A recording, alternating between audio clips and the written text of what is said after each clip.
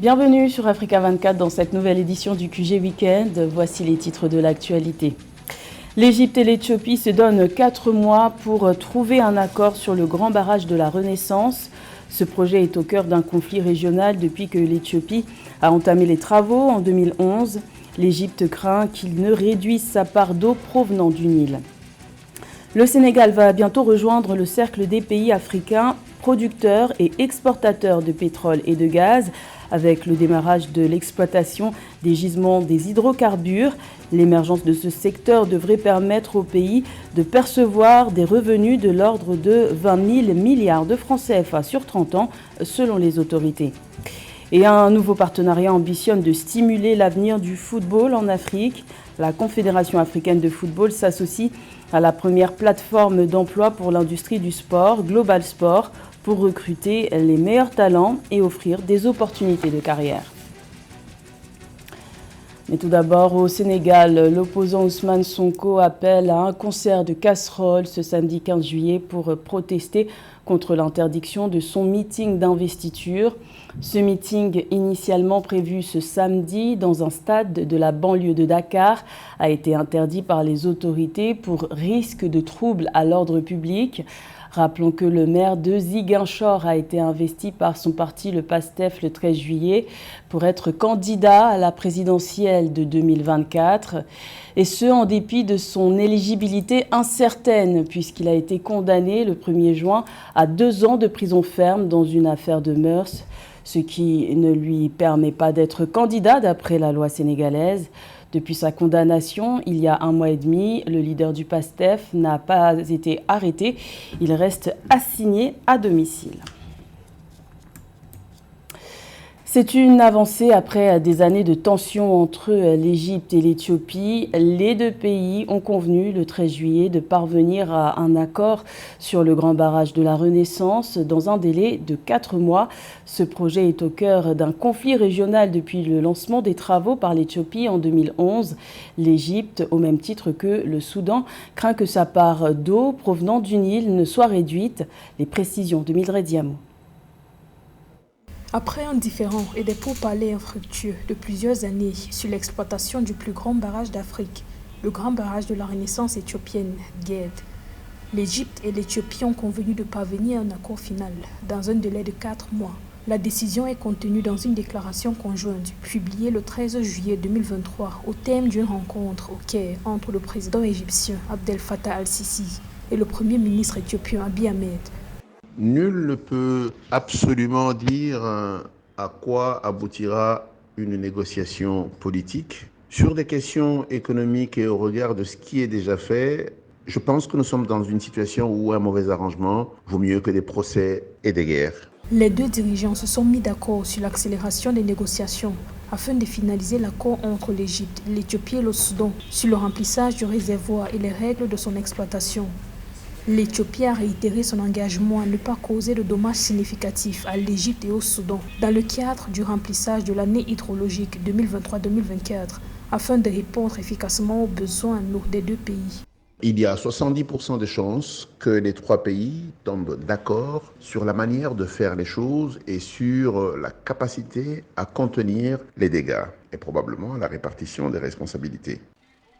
Le GED, situé sur le tronçon éthiopien du Nil bleu, à 10 km de la frontière soudanaise et estimé à 4,2 milliards de dollars, est au centre d'un différend régional depuis que l'Éthiopie a lancé le projet en 2011. L'Égypte et le Soudan craignent que le barrage n'affecte leur approvisionnement en eau, alors que l'Égypte en dépend pour 97% de ses besoins et le Soudan en dépend pour faire face à la sécheresse.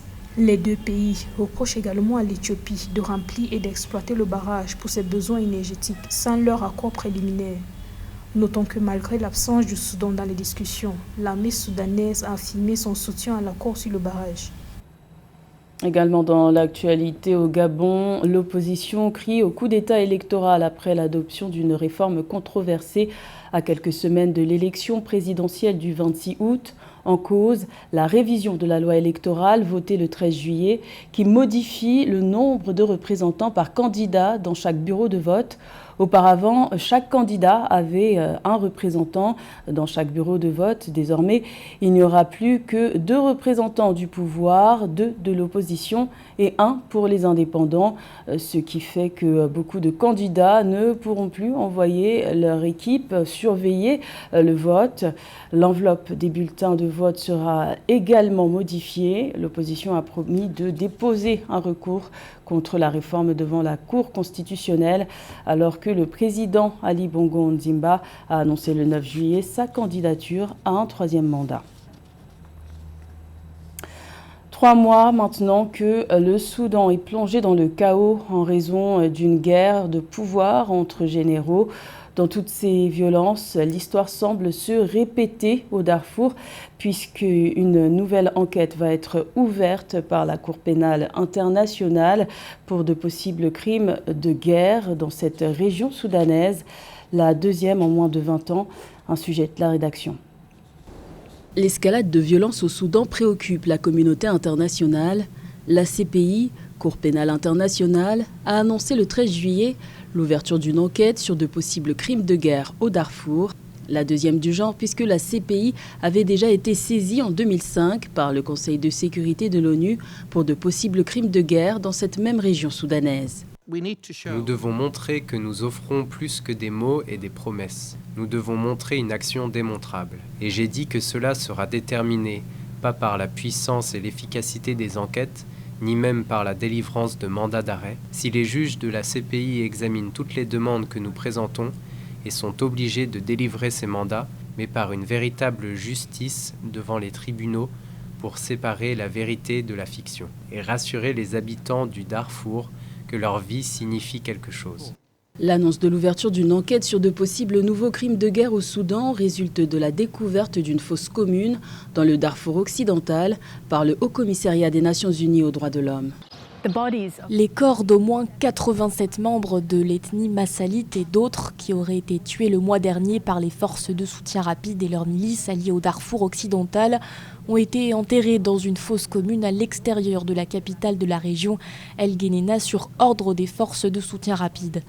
La population locale a été forcée de jeter les corps dans une fosse commune, privant les personnes tuées d'un enterrement décent dans l'un des cimetières de la ville.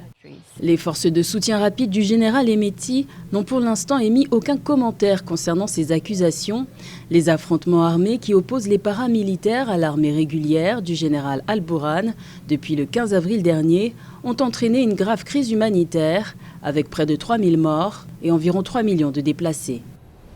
Dans le reste de l'actualité, une nouvelle loi fait polémique au Zimbabwe. Il s'agit de la loi patriotique signée par le président Emmerson Mnangagwa ce 14 juillet après son adoption par le législatif.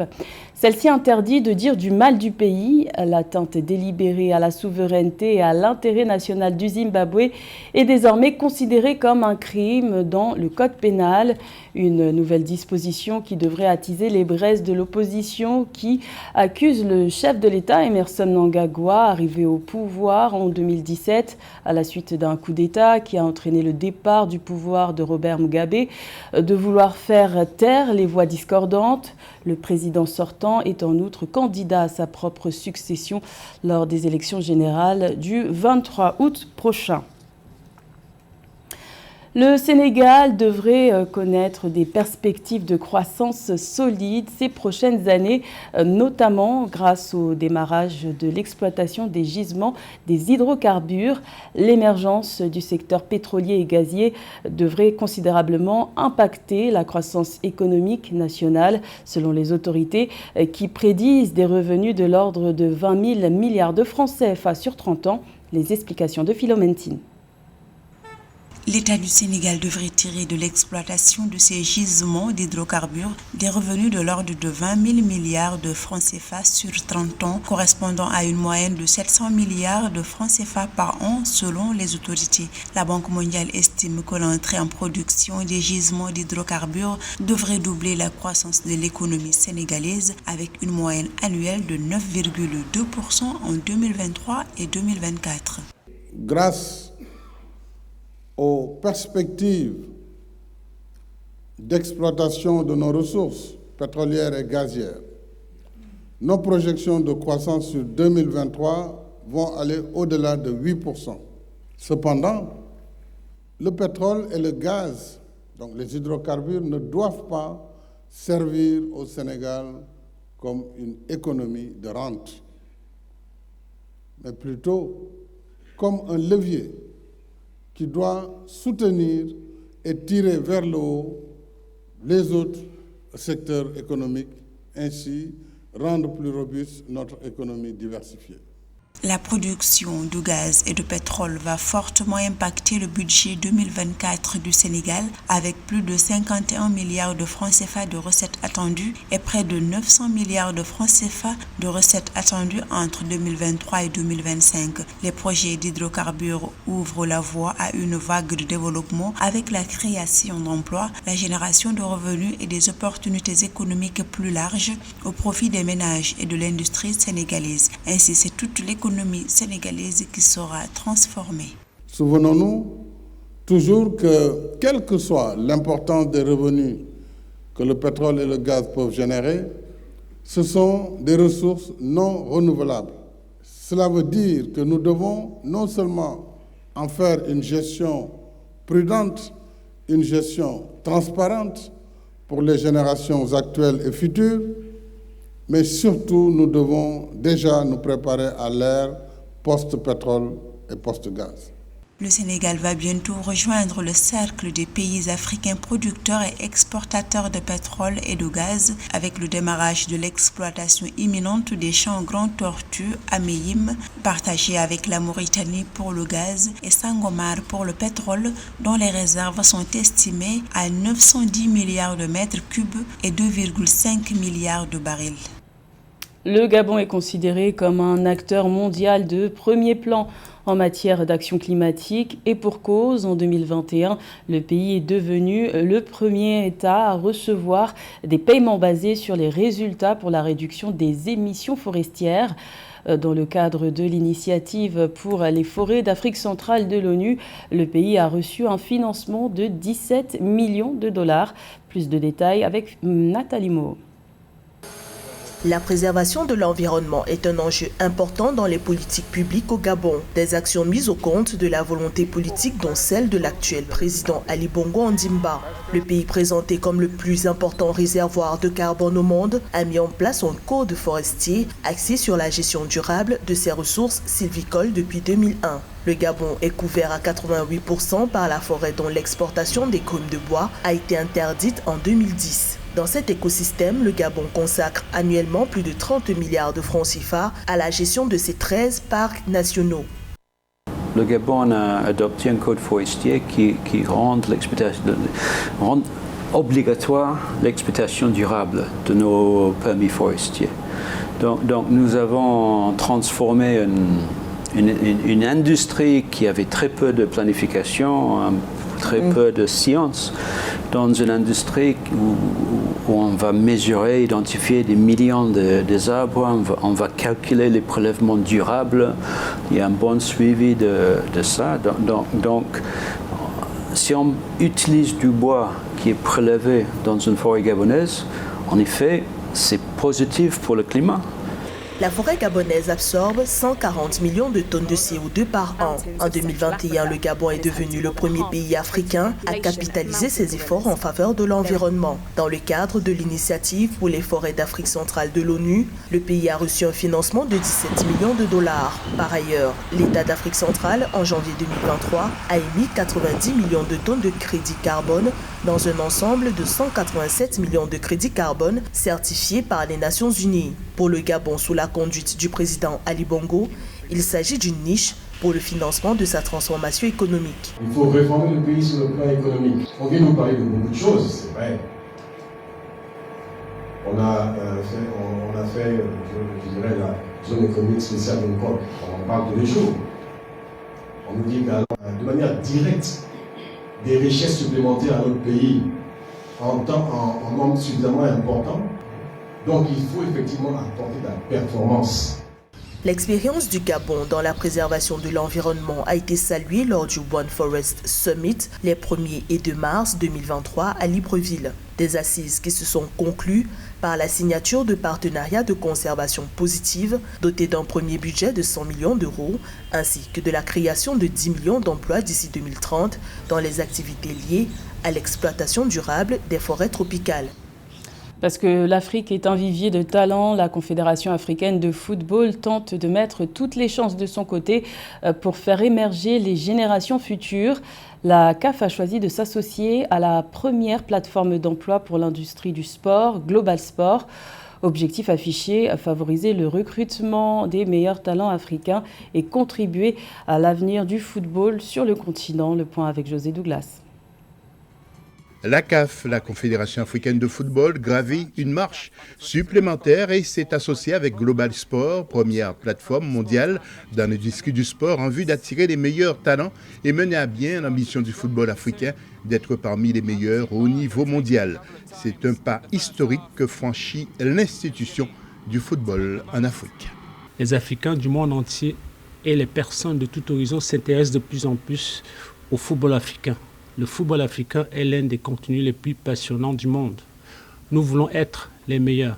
Au cours des 2 dernières années, nous avons fait des progrès significatifs dans le repositionnement du produit et de l'image de la CAF. La priorité de cette plateforme est de s'engager pour aider à trouver de nouvelles opportunités de carrière dans le secteur du sport et fournir tous les outils nécessaires pour bâtir sa carrière.